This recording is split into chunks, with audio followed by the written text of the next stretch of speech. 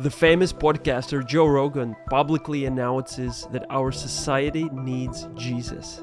Rogan sat down with Aaron Rodgers to discuss the serious implications of a society that does not have Jesus, God, or belief system at the core of its foundation. So let's dive into the clip. You only have so much time. You can only rob the world of so much before eventually your heart stops ticking. And then the new people, as they come into place, these are people that are they're growing up with the internet. It's a different understanding and reality of life itself. But don't you think there has to be some sort of field of value that can orient people into like, hey, let's do things a little bit better because these things actually matter. There is right and wrong. There is morality. Yeah. There is certain Well, unfortunately, the problem with living in a secular society and living in a society that has a lot of people that are atheists, that have no belief system at all, is you find a belief system, and that's a lot of these people that call themselves atheists, or they've subscribed to the religion of woke. You know, their God is equity and inclusiveness. Their God is this ideology that they think. Whoa, guys, did you just hear? It's Joe Rogan, who used to laugh out any Christian compass, any sense of morality in connection with Christianity. And now Joe Rogan is complaining about secular society. Wow, so it's been quite a development in his rhetoric. So, and even mentioning woke, belief system, that's a big thing. So let's keep going. Their God is this ideology that they think that you have to subscribe to. And that's why it's spooky, because human beings seem to have a very strong desire for some sort of order and form and some sort of pattern that they can follow that seems to be the right way to go. And they can be led.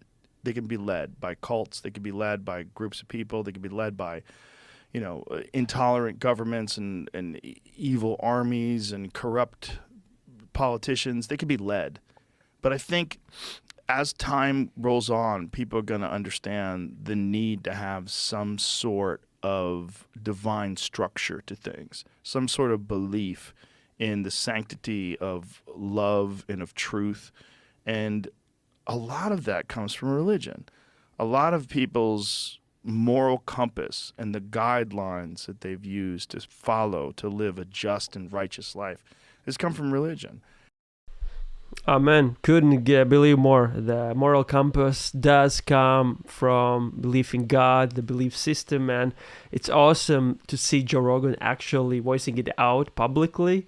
Would be interesting for him to give comments about his rhetoric 2 years ago, even mentioning these kind of sentences about the good fruit of love and righteousness and these things. So quite special words here. So let's keep going. And unfortunately, a lot of very intelligent people, they dismiss all of the positive aspects of religion because they think that the stories are mere superstitious fairy tales that, they have no place in this modern world, and, we're inherently good and your ethics are based on your own moral compass and we all have one. And that's not necessarily true, because you see the way people behave in war. They don't have any moral compass. They're just fucking murderers and killers. And we've asked people in service of our country to go to these places and behave like murderers and killers and then reintegrate into society. Just interesting moment here. So he talks about the broken moral compass of people being murderers and killers, etc. So if we look from the biblical point of view, Bible, the divine guidance or whatever Joe Rogan would call it, gives clear definition and reason for it. It's the brokenness of man. It what comes from the original sin in Genesis 3, the first book of the Bible. All men are broken. All men are full of darkness, and that's why Jesus needed to come. So just interesting that he comes to the same conclusion, seeing that people are broken. So yeah, let's keep going. Right back into society and be a good person again. And they don't know how to do it, and they go crazy. And there's a lot of them who come back and they're down is up and up is down. They don't know what the fuck. And we don't help them out. We don't help them out. And the suicide is is it the number one killer of veterans? Pretty sure, yeah. Yeah, but yeah, it's a fucked up world we live in. We need Jesus. I think for real. It's a rude word kind of world, Joe Rogan explains, and the conclusion of his words is, we need Jesus. I couldn't agree more, guys. This is a broken world. It's full of brokenness. It's full of the implications of sin and the sinfulness that lies within human beings. That is the brokenness that everybody carries, and that's why we need Jesus truly. So even in his own words, it's almost he shares the bad news of the gospel, that people are broken and full of sin, that no one is good in its own inner life. Yet that's why we need Savior. That's where the picture about Jesus coming down and becoming one of men becomes truly special. So yeah, Joe Rogan, guys, said we need Jesus. Just soak it in. It's a big thing. Like if he came back now, it'd be great. Like Jesus, if you're thinking about coming back, Right now? now's a good time. Yeah, pretty soon. Yeah. Now's a good time. We're kind of fucked. Well, there's a lot of people that think that might be coming. Well, it might be. Mark of the beast. That might be the aliens. I mean, that might be what all this stuff is. It might be we reach a certain point where we're so unmanageable and so chaotic that something comes down and gives us a guideline. I mean, this is what Moses essentially experienced, supposedly, right? When he came back with his 10 commandments. This is supposedly what, Sorry. Moses coming down from a mountain with the laws, the divine instructions. Yes, Joe Rogan, that's why we have the Bible, the living word. So good. Guys, Joe Rogan's mentioning Moses in the same episode as he's saying we need Jesus. Yeah, it's amazing. These people that have had these religious visions, what have none of the religious visions be like, oh my God, we're fucked. Yeah. All the religious visions were, there's a way to do this. Yeah. There's a guide, there's a way to follow, and there's a greater power that's above everything, that controls this whole thing and keeps it all together. And there's laws to adhere that will make for a much better life for all humans and all life on Earth. Yeah, it's hope. Hope is Yeah. hope is a memory of the future. This shit matters. Yeah, That it does matter. Yeah, like everything we do matters. I think if atheists, I think, can find their own religion. It might be religion of science or religion of climate change or whatever it might be. But to not believe in a higher power means that really nothing I do matters. Ultimately, I live, I die. That's it. Yeah. So whatever purpose you might have, it's short-lived. It's just for this. There's nothing else going on.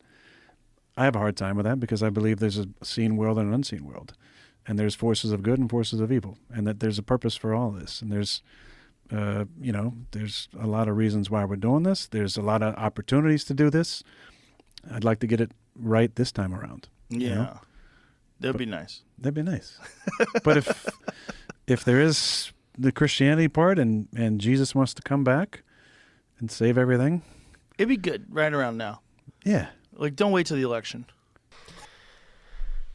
Okay, guys, so it truly is good that Jesus comes. And at the end, of course, Joe Rogan is having a laugh, and it's kind of in between sarcastic, ironic, yet serious. And I think it's good for everybody to notice the underlying current, that though there is joke and laugh, it's actually these topics have been coming in a more serious fashion recently. And just heads up that Jesus already came once, and that was the first coming, giving and offering his salvation. And we are still living in those times, that he still comes to save. He still comes to offer the new life in Jesus, the new way to live this life.